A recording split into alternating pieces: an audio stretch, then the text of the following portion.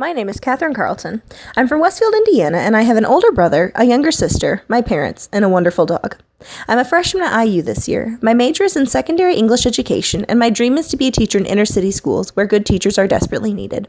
My sense of independence has always been very important to me, and while I was a very self-reliant child, my sense of independence has really begun to flourish.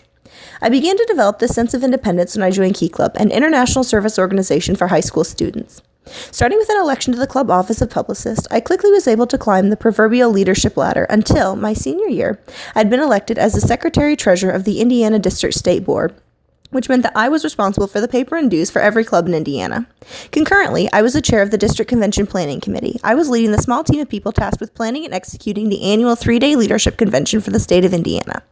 Through these experiences, I made lifelong friends with whom I hit so many milestones, such as giving my first speech and getting in my first car crash. In Key Club, I not only grew as a leader, but I also grew as a person.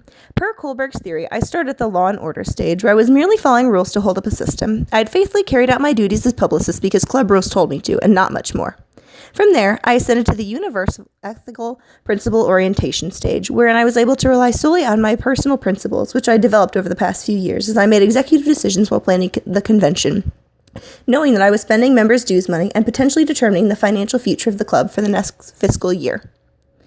I've been a summer nanny since I was 13, and every summer I have grown in patience and responsibility. After all, I work 10 hours a day, 5 days a week.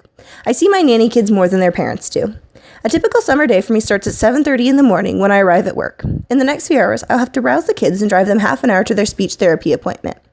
After that, the day is mine to do with as I please. I have the autonomy to make the executive decisions about where we go, when to have playdates, and how to spend our allotted fund money, all while being the disciplinarian, chef, and chauffeur to 2 kids under the age of 10. So as you can see, it's a pretty big job. My years in childcare have brought me to the level of responsibility and independence that Gilligan would describe as the transition between goodness and truth. That is to say, my responsibility includes taking care of not only myself, but also my kids, who really depend on me.